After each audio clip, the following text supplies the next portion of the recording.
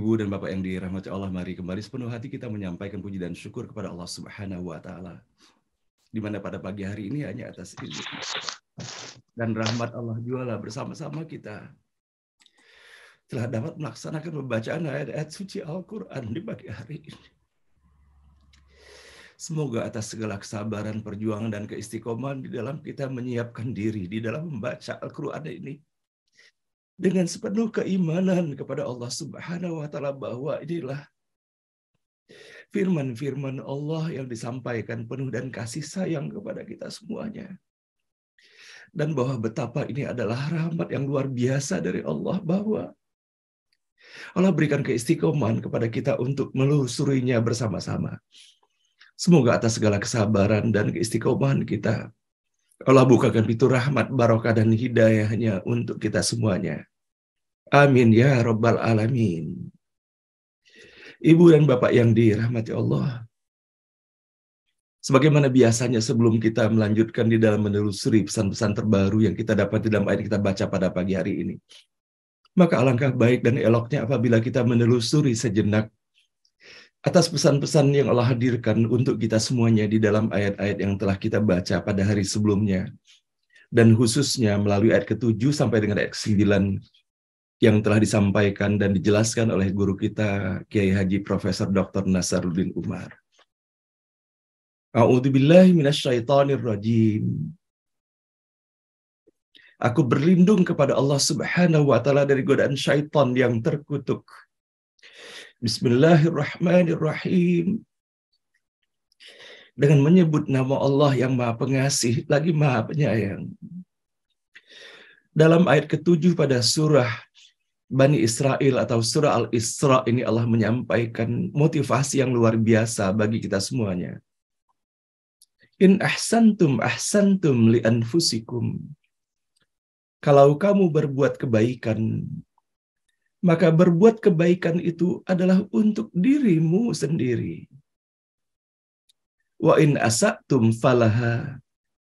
Kalau kamu berbuat kejahatan, maka perbuatanmu itu adalah untuk dirimu sendiri. Fa idza jaa wa'dul akhirati liyasu'u wujuhakum wal yadkhulul masjida kama dakhalu awwala marrati wal yutabbiru ma alau tatsbira. Maka jika peringatan kedua sudah lalu, kami mengizinkan musuh-musuhmu akan merusak wajah-wajahmu, dan mereka memasuki kuil-kuil sebagaimana telah mereka masuki pertama kali, dan mereka membinasakan segala yang berada di bawah kekuasaan mereka. Semoga pula ayat ini Bapak dan Ibu menanamkan motivasi kepada kita semuanya. Kita jangan berhenti untuk terus berbuat baik, menjadi orang baik di dalam kehidupan ini.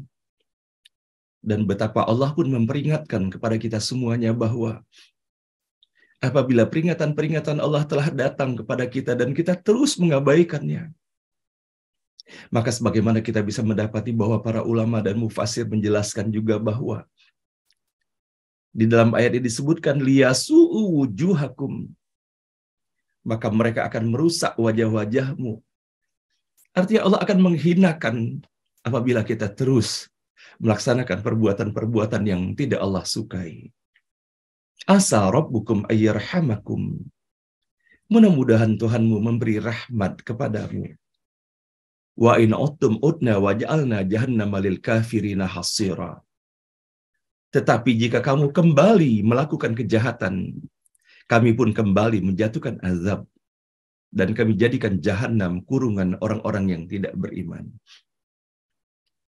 Dalam ayat ke-9 Allah menyampaikan pesan yang begitu indahnya bagi kita semuanya.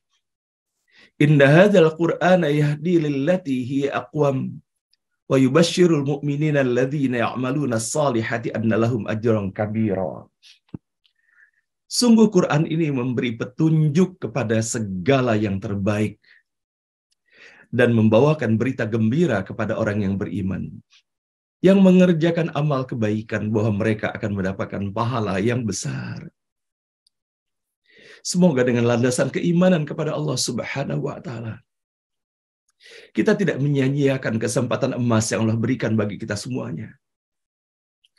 Dan betapa indahnya firman Allah yang terdapat di dalam ayat ini. Tidak hanya indah dalam hal bagaimana ayat ini dituturkan, disajikan, namun betapa sesungguhnya maha luasnya Allah Subhanahu wa Ta'ala menyampaikan pesan nikmat dan keberkahan yang akan diberikan kepada kita semuanya. Ajram kabira. Dan bahwa Allah akan memberikan anugerah, mendapatkan pahala yang sangat besar di sisi Allah Subhanahu wa Ta'ala. Dan apabila kita kepada orang yang kita percaya di dalam kehidupan ini, kita akan mengikutinya. Dan kepada orang yang kita cintai, tidak terniat ataupun terlintas untuk mengecewakannya. Maka kalau seandainya sesama manusia saja kita bisa memiliki kesetiaan dan kecintaan serta ketaatan yang luar biasa, maka apakah kepada Allah Subhanahu wa Ta'ala yang menyampaikan pesan kepada kita bahwa sesungguhnya Al-Quran ini memberikan petunjuk kepada segala yang terbaik dan bahkan merupakan penyempurnaan daripada segala apa yang telah disajikan di dalam kitab-kitab suci yang terdahulu. Maka mudah-mudahan Bapak dan Ibu kita tidak terkecoh di dalam mencari ataupun menjadikan segala sesuatu sebagai referensi, namun kita melupakan bahwa sesungguhnya referensi dan pedoman utama bagi kita semuanya adalah sebagaimana yang telah Allah sajikan untuk kita semuanya di dalam Al-Quran. Wa annal ladzina la yu'minuna bil akhirati a'tadna lahum adzaban alima. Dan untuk mereka yang tidak beriman pada hari akhirat, kami sediakan azab yang pedih. Sehingga kita bisa mendapati Bapak dan Ibu bahwa bagaimana dalam 4 ayat yang telah kita baca bersama-sama dengan guru kita pada hari Jumat kemarin, kita dapati bahwa pada ayat ke-7, pada bagian awal Allah menyampaikan mengenai segala kebaikan di dalamnya, tetapi pada bagian akhir ayat itu Allah menyampaikan peringatan bagi orang-orang yang mengingkari. Dan begitu pun pada ayat ke-8, diawali ayat ini bahwa Allah membukakan pintu rahmat-Nya. Kemudian Allah pun menyampaikan peringatan kepada orang yang mengingkari atas apa yang telah diperintahkan Allah baginya. Dan begitu indahnya pada ayat ke-9 Allah menyampaikan penuh di dalam ayat ini adalah janji yang diberikan kepada orang-orang beriman. Dan kemudian menempatkan Al-Quran pada posisi terbaik sebagai pedoman, sebagai lentera, sebagai imam di dalam kehidupan ini. Namun pada ayat ke-10 sepenuhnya kepada orang-orang yang tidak beriman kepada hari akhirat itu, Allah memberikan ancaman baginya itu, a'tadna lahum adzaban alima. Mudah-mudahan dari apa yang kita dapati dalam 4 ayat, maka Allah berikan kemudahan dan kepantasan bagi kita semuanya untuk menjadi bagian dari hamba Allah yang mendapatkan kesan mendalam pula dari ayat-ayat yang kita baca di pagi hari ini. A'udzubillahi minasyaitonirrajim. Bismillahirrahmanirrahim. Ayat ke-11. Ayat ke-10. Wa annal ladzina la yu'minuna bil akhirati a'tadna lahum adzaban alima. Ayat ke-11. Wa yad'ul insanu bisyarri du'aahu bil khair wa kanal insanu ajula. Dan manusia yang seharusnya berdoa untuk kebaikan, ia berdoa untuk kejahatan. Dan manusia memang bersifat tergesa-gesa. Pada ayat ini dalam salah satu referensi yang kita gunakan yaitu dalam tafsir Abdullah Yusuf Ali. Kita mendapatkan keterangan di dalamnya bahwa manusia itu seharusnya berdoa untuk kebaikan, namun ia berdoa untuk kejahatan atau keburukan. Manusia dalam kebodohannya dan sifatnya yang tergesa-gesa, suka salah berbuat kejahatan untuk kebaikan, dan menginginkan apa yang seharusnya tidak dipunyainya. Orang yang bijaksana dan terdidik akan sabar dan tidak akan menempatkan keinginan sendiri di atas kebijaksanaan Allah. Segala karunia Allah akan diterimanya dengan senang hati. Dan dia berdoa semata supaya diberikan petunjuk yang benar dalam segala harapan dan permohonannya. Ayat ke-12. Wa ja'alnal laila wan nahara ayatain. Kami jadikan malam dan siang sebagai 2 tanda. Famahawna ayatal laili wa ja'alna ayatan nahari mubsiratan litabtagu fadlan min rabbikum wa lita'lamu adadas sinina wal hisab. Tanda malam kami hapus dan kami jadikan tanda siang terang benderang, supaya kamu mencari karunia dari Tuhanmu, dan supaya kamu mengetahui jumlah dan perhitungan tahun dan segalanya, dan supaya kamu mengetahui jumlah dan perhitungan tahun. Wa kullu syai'in fassalnahu tafsila. Dan segalanya sudah kami terangkan sejelas-jelasnya. Ayat ke-13. Wa kulla insanin alzamnahu ta'irahu fi 'unuqih. Setiap orang nasibnya sudah kami kalungkan di lehernya. Wa nukhriju lahu yaumal qiyamati kitaban yalqahu mansyura. Pada hari kiamat akan kami keluarkan baginya sebuah gulungan yang akan dilihatnya sudah terbentang. Ayat ke-14. Iqra kitabak kafa binafsikal yauma 'alaika hasiba. Bacalah catatanmu sendiri, dan cukuplah sudah engkau sendiri hari ini membuat perhitungan atas dirimu. Shadaqallahul azim. Maha benar dan maha agung Allah dengan segala firman-Nya. Nah, Ibu dan Bapak yang dirahmati Allah, dari pesan-pesan yang terdapat dalam 4 ayat yang kita baca pada pagi hari ini, kalau seandainya kita memperhatikan bahwa bagaimana Allah menyebutkan pada akhir ayat ini, wa kanal insanu ajula, bahwa manusia itu memang bersifat tergesa-gesa. Kita bisa mendapati dalam kehidupan kita sehari-hari bahwa ketergesaan itu adalah menepis dan mengikis kesabaran yang sesungguhnya merupakan fitrah yang Allah hadirkan bagi kita semuanya. Betapa banyaknya kita bisa mendapati ketergesa-gesaan yang didapati dalam kehidupan ini, yang mengekspresikan ketidaksabaran di dalam kita mengikuti sunnatullah. Banyak hal yang bisa kita dapati. Secara fisik saja misalnya, Allah telah menjadikan pepohonan itu untuk kita nikmati, untuk kebahagiaan kita semuanya. Namun, kita bisa mendapati ekspresi keserakahan dalam hal ini misalnya. Sebelum matang, buah-buahan itu, mangga-mangga itu, sudah diturunkan. Dan kemudian dikarbit. Kemudian dijual. Maka tentunya apa yang kita lakukan ini tidak akan pernah mencapai kualitas hakiki daripada buah mangga itu sendiri. Dan betapa sesungguhnya ketika kita memperhatikan hal ini, nafsu mendominasi di dalam kita melaksanakan perbuatan ini. Ini hanyalah merupakan salah satu contoh saja. Dan begitu pula kita bisa mendapati misalnya di dalam interaksi kehidupan kita sehari-hari. Sebagai contoh misalnya, ketika kita berinteraksi dengan suami atau istri, atau berinteraksi dengan orang tua, atau berinteraksi dengan anak-anak kita.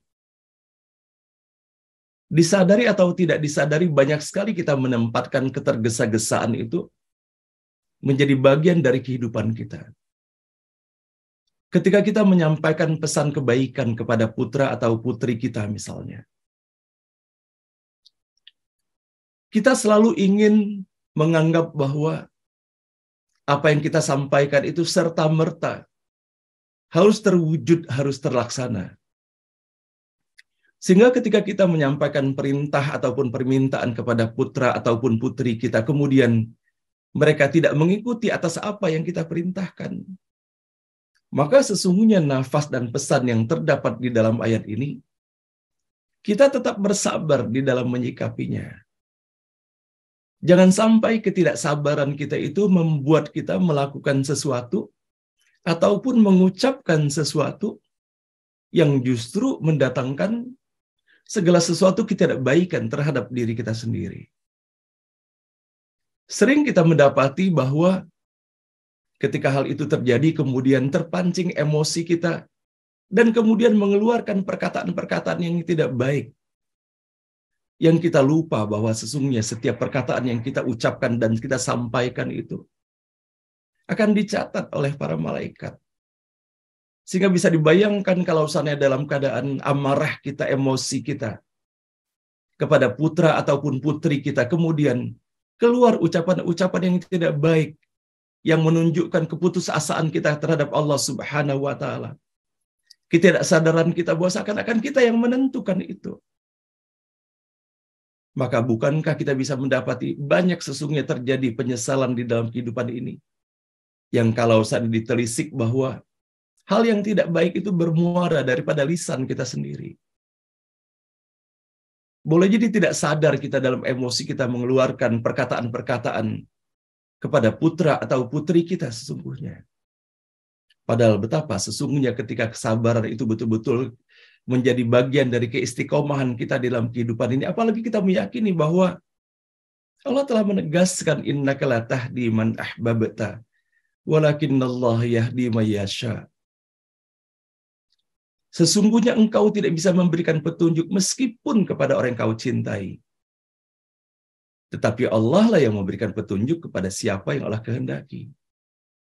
Sehingga kalau saatnya kita bisa memadukan antara pesan yang terdapat di dalam ayat ke-11 pada pagi hari ini dengan apa yang Allah sampaikan dalam ayat 56 pada surah Al-Qasas itu, maka ketika kita menghadapi sesuatu ataupun reaksi di seputar di lingkungan kita, dalam lingkungan keluarga ataupun masyarakat kita, maka istiqomah kita di jalan Allah, jangan terpancing emosi kita dengan kita mengeluarkan, mengucapkan sesuatu ataupun menuliskan sesuatu yang dapat menyakiti bagi siapa yang mendengarnya atau siapa yang membacanya. Padahal sesungguhnya Bapak dan Ibu, sebagaimana yang telah kita dapati di dalam ayat yang telah kita baca pada hari kemarin, in ahsantum li anfusikum wa in asatum falaha. Maka setiap kebaikan yang kita lakukan itu akan berpulang kepada diri kita. Dan begitu pula sebaliknya, keburukan yang kita lakukan dalam bentuk ucapan ataupun perbuatan ataupun tulisan akan berpulang kepada diri kita sendiri. Sebagaimana kita bisa mendapat dalam kehidupan ini, Bapak Ibu sekalian, sehingga kita bisa mendapati bahwa bagaimana Rasulullah Shallallahu Alaihi Wasallam menyampaikan kepada kita bahwa kalau seandainya tidak ada hal yang baik yang bisa kita ucapkan, maka lebih baik kita diam. Kalau kita perhatikan dalam berbicara misalnya, siapakah sesungguhnya pendengar pertama dan utama ketika kita berbicara? Maka sesungguhnya pendengar pertama dan utama ketika kita menyampaikan sesuatu adalah diri kita sendiri. Karena radius telinga kita adalah terdekat dengan sumber ucapan itu, yaitu dari mulut kita. Maka sesungguhnya apa yang kita ucapkan itu akan menjadi asupan, maka penerima asupan pertama dan utama itu adalah diri kita sendiri. Maka setiap kebaikan yang kita sampaikan, maka akan berpulang kepada kita. Maka begitu pun setiap keburukan yang disampaikan akan berpulang pula. Dan itulah yang Allah sebutkan di dalam ayat yang kita baca pada ayat ke-7 pada surah Al-Isra atau Bani Israel ini, wa in asatum falaha. Maka semoga Bapak dan Ibu yang dirahmati Allah, kita dapat memperhatikan kembali bahwa bagaimana Allah telah menuntun kepada kita semuanya dalam hal ini. Dalam ayat ke-125 pada surah An-Nahl, ud'u ila sabili rabbika bil hikmati wal mau'izatil hasanah. Ajaklah mereka kepada jalan Tuhanmu dengan bijaksana dan pesan yang baik. Maka ini yang Allah sampaikan kepada kita. Hikmah yang kita sampaikan dan kemudian dengan nasihat yang baik. Dan betapa luhurnya pula kita bisa mendapati kalau kita bisa mempraktekkan atas apa yang perintahkan, dan bahkan kepada orang yang menentang kita pun, ataupun orang yang berupaya mencari-cari argumentasi untuk mendebat ataupun tidak menerima atas apa yang kita sampaikan, Allah menuntun wajadilhum billati hiya ahsan. maka berdiskusilah dengan mereka, ataupun bantahlah mereka itu dengan cara apa? Dengan cara terbaik. Ahsan. Ketika menasehati dengan hasanah, tetapi ketika berdiskusi Allah memerintahkan gunakan cara yang terbaik, bukan hanya baik. Nah, Bapak dan Ibu yang dirahmati Allah, Allah mengingatkan pula kepada kita semuanya agar kita tidak menyia-nyiakan kesempatan kehidupan yang Allah berikan. Wa ja'alnal laila wan nahara ayatain.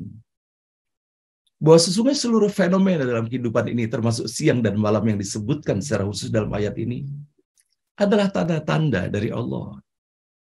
Artinya bahwa kita jangan hanya melaluinya begitu saja, melainkan kita harus faham makna dan hikmah apa yang kita dapati dalam perjalanan kehidupan kita hari ini.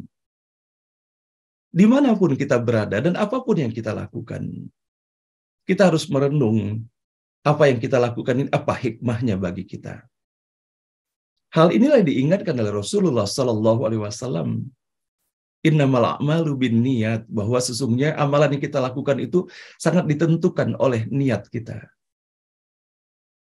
Maka ketika kita menapaki perjalanan kehidupan hari ini, dengan dikuatkan melalui pesan yang kita dapatkan dalam ayat ini, bahwa siang ini bukan sesuatu yang berjalan begitu saja. Dan bahwa hari yang Allah hamparkan untuk kita hari ini bukan hari kemarin. Dan setiap hari itu Allah hadirkan tanda-tanda yang berbeda-beda untuk menjadi renungan bersama bagi kita semuanya. Sebagaimana kita bisa mendapat yang populer boleh jadi akhir ini, ada istilah mindfulness. Mindfulness itu adalah bagaimana kita bisa menjadikan dalam sebuah kesatuan. Ketika kita berada dalam satu tempat, ketika kita sedang melakukan sesuatu, maka secara utuh kita kumpulkan seluruh potensi yang ada dalam diri kita untuk berinteraksi sebaik-baiknya dengan apa yang sedang kita lakukan itu sendiri. Maka begitu pula ketika kita sedang menelusuri setiap huruf kata dan ayat terdapat di dalam Al-Quran ini. Kita bukan sedang membaca Al-Quran ini bersama-sama dengan sahabat-sahabat kita, tetapi hakikatnya adalah setiap diri kita berinteraksi dengan Allah Subhanahu wa Ta'ala. Bahwa ayat-ayat ini adalah pesan-pesan Allah yang Allah sampaikan kepada siapa yang menginginkannya dan siapa yang memiliki sepenuh keimanan kepada Allah Subhanahu wa Ta'ala. Maka dari itulah Bapak dan Ibu yang dirahmati Allah, kita bisa mendapati sebagaimana yang kita praktekkan pula dalam forum ini, bahwa kita memohon kepada Allah, Rabbi syrahli sadri. Kami memohon kepada Allah, ya Allah, agar lapangkanlah dada kami semuanya. Sehingga pesan-pesan yang tersajikan di dalam ayat ini dapat dengan leluasa kita menyerapnya, mengambil hikmah yang terkandung di dalamnya. Sebagaimana halnya Allah menempatkan kesetaraan antara siang dan malam di dalam ayat yang kita baca pada pagi hari ini. Sama-sama kita menelisik dalam kehidupan kita. Bagaimana cara kita menyikapi, menjalani kehidupan malam dan siang kita? Samakah? Ataukah kita menganggap bahwa malam hanyalah sekedar tempat istirahat untuk kita menyiapkan diri, energi, dan potensi kita untuk melakukan segala sesuatu di siang hari? Apakah demikian halnya? Kalau seandainya demikian halnya pandangan kita, maka Rasulullah SAW tidak melakukan seperti itu. Rasulullah tidak menjadikan malam ini sebagai tempat istirahat semata. Namun kita bisa mendapati bahwa bagaimana Rasulullah SAW melaksanakan ibadah-ibadah malam itu. Dan bahwa bagaimana kita bisa mendapati dalam Al-Quran, dan bahkan ada satu surah sendiri dengan judul Al-Lail, surah Al-Lail. Dan bukankah tahajud itu sendiri Allah perintahkan bahwa kita melaksanakannya pada 2/3 malam itu. Dan bagaimana Allah menjanjikan bahwa Allah akan berikan kemuliaan kepada orang yang istiqomah melaksanakan sholat tahajud itu sendiri. Nah, maka dari itulah Bapak dan Ibu yang dirahmati Allah, bahwa ketika Allah menyampaikan di sini mengenai siang dan malam, maka tentunya bagaimana kita bisa mendapati para ulama dan mufassir kita mengkorelasikan juga sebetulnya secara ruhaniah, yaitu antara cahaya dan kegelapan. Maka tentunya kalau kita berbicara mengenai cahaya dan kegelapan, bukan dalam pengertian cahaya secara fisik, ataupun gelap secara fisik, namun adalah bagaimana cahaya ataupun kegelapan itu adalah sesuatu yang kita mohon kepada Allah agar cahaya itu diberikan kepada kita semuanya. Keberadaan cahaya Allah itulah akan memupus segala kegelapan itu sehingga kita bisa melihat secara jelas dan nyata segala sesuatu yang Allah hadirkan di seputar kita yang semuanya adalah merupakan tanda-tanda dari Allah Subhanahu wa taala untuk kita semuanya. Nah, Bapak dan Ibu yang dirahmati Allah, bahwa bagaimana di dalam ayat ini Allah menyampaikan kepada kita semuanya bahwa melalui fenomena siang dan malam itu Allah sampaikan, Allah hamparkan dan sediakan bagi kita semuanya litabtahu fadlam mir rabbikum, supaya kita mencari karunia Tuhan, mencari karunia Allah. Artinya mencari karunia Allah itu di malam hari ataupun di siang hari. Dan kita bisa mendapati bahwa bagaimana Allah menyajikan untuk kita semuanya. Karunia adalah sesuatu yang sangat penting. Dan bagaimana Allah menyampaikan di dalam Al-Quran begitu banyaknya pesan-pesan yang terkait dengan karunia ini. Kita bisa menjadikan jendela terminologi fadla yang terdapat di dalam ayat ke-12 ini untuk kita menelusuri, membuka jendela-jendela lainnya di dalam Al-Quran. Dalam ayat ke-64 pada surah Al-Baqarah, Allah Subhanahu wa taala menyampaikan, "Falaula fadlullahi 'alaikum wa rahmatuhu lakuntum minal khasirin." Maka kalau tidak ada karunia Allah dan rahmatnya atasmu, niscaya kamu tergolong orang yang rugi. Dalam ayat ke-83, "Walaula fadlullahi 'alaikum wa rahmatuhu lattaba'tumus syaitan illa qalila." Kalaulah tidak karena karunia dan rahmat Allah kepadamu, tentulah kamu mengikuti syaitan, kecuali sebagian kecil saja di antaramu. Maka Bapak dan Ibu yang dirahmati Allah, kalau seandainya kita melihat atas apa yang Allah sajikan dalam surah An-Nisa ayat ke-83 ini, maka sesungguhnya kebersamaan kita setiap pagi ini adalah karunia Allah, Bapak dan Ibu. Anugerah Allah untuk kita. Dan betapa kita bisa mendapati Allah menyampaikan perkataan karunia ini dalam Al-Quran. Terdapat 104 ayat, Bapak dan Ibu. Dan bagaimana Allah menyajikan pula dalam hal ini. Dalam surah An-Nisa dalam ayat ke-113. Sekiranya bukan karena karunia Allah dan rahmatnya kepadamu, tentulah segolongan dari mereka berkeinginan keras untuk menyesatkanmu. Tetapi mereka tidak menyesatkan, melainkan menyesatkan dirinya sendiri. Dan mereka tidak dapat membahayakanmu sedikit pun kepadamu. Dan juga karena Allah telah menurunkan kitab dan hikmah kepadamu. Dan telah mengajarkan kepadamu apa yang belum kamu ketahui.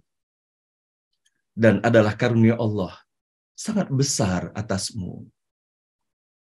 Innallaha ladzu fadlin 'alan nasi walakinna aktsarahum la yashkurun.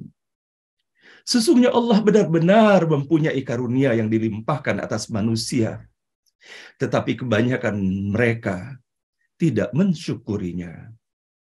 Wa inna rabbaka ladzu fadlin 'alan nasi walakinna aktsarahum la yashkurun. Allah sampaikan kembali hal ini dalam ayat ke-73 dalam surah An-Naml. Dan sesungguhnya Tuhanmu benar-benar mempunyai karunia yang besar yang diberikannya kepada manusia, tetapi kebanyakan mereka tidak mensyukurinya. Walaula fadlullahi 'alaikum wa rahmatuhu wa annallaha tawwabun hakim. Dan andai kata tidak ada karunia Allah dan rahmatnya atas dirimu, dan andai kata Allah bukan penerima taubat lagi maha bijaksana, niscaya kamu akan mengalami kesulitan-kesulitan. Walaula fadlullahi 'alaikum wa rahmatuhu fid dunya wal akhirah lamassakum fima afattum fihi adzabun azim. Sekiranya tidak ada karunia Allah dan rahmatnya kepada kamu semua di dunia dan di akhirat, niscaya kamu ditimpa azab yang besar karena pembicaraan kamu tentang berita bohong itu. Shadaqallahul azim, maha benar dan maha agung Allah dengan segala firman-Nya. Betapa sesungguhnya Bapak Ibu sekalian yang dirahmati Allah, sebagaimana kita dapati bahwa ketika Allah menyampaikan pernyataan tentang sesuatu, dan kemudian lebih daripada sekali disampaikan, apalagi sampai dengan 104 kali Allah sampaikan terminologi karunia di dalam Al-Quran ini, maka sesungguhnya Allah menginginkan agar jangan sampai kita lolos dari pemahaman dan menyikapi karunia Allah itu dengan sebaik-baiknya. Wa kulla insanin alzamnahu ta'irahu fi 'unuqihi wa nukhriju lahu yaumal qiyamati kitaban yalqahu mansyura.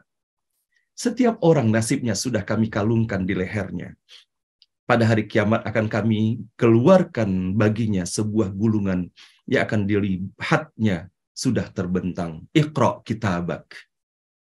Maka bacalah catatanmu sendiri. Kafa binafsikal yauma 'alaika hasiba. Cukuplah sudah engkau sendiri hari ini melihat perhitungan atas dirimu. Maka Bapak dan Ibu yang dirahmati Allah, kalau sana kita memperhatikan apa yang Allah sajikan dalam 2 ayat terakhir yang kita baca ini,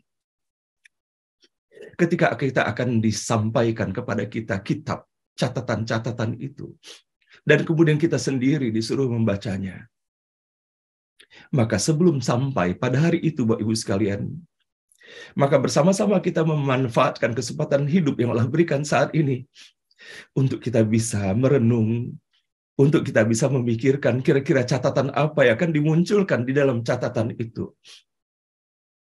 Dan sebagaimana kita bisa mendapati Bapak Ibu sekalian, tidak ada satupun yang akan tersisa, melainkan semuanya akan tercatat di sisi Allah Subhanahu wa Ta'ala.